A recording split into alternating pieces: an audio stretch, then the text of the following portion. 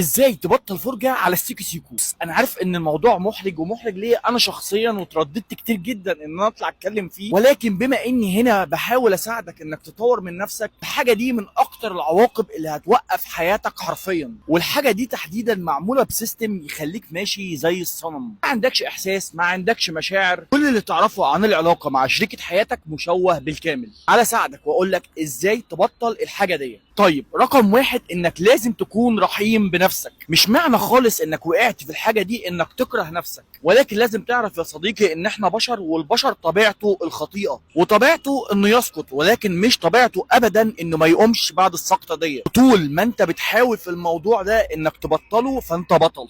اتنين، حذاري ثم حذاري ثم حذاري تقعد لوحدك. حاول دايما تكون مختلط بالمجتمع، سواء مع اسرتك او مع اصحابك الناس الاسوياء. اهم حاجه ما تقعدش لوحدك خالص، حتى لو هتنزل تتمشى لوحدك. تالت حاجه ودي اهم حاجه بالنسبه لي انا شخصيا، انك واسمع دي، تستبدل العاده السلبيه دي بعاده ايجابيه. يعني مثلا تنزل الجيم، تقرا قران او تقرا انجيل. صدقني ده مش ادعاء للفضيله ابدا، لو قربت من ربنا ربنا هيساعدك قوي في الموضوع ده. اخر حاجه ممكن تنزل تطبيق اسمه تطبيق واعي، هيساعدك جدا في رحله الاستشفاء بتاعتك. دايما خليك فاكر ان السقوط ليس هو نهايه، وطول ما انت بتحاول تبقى انت ايه، تبقى انت بطل.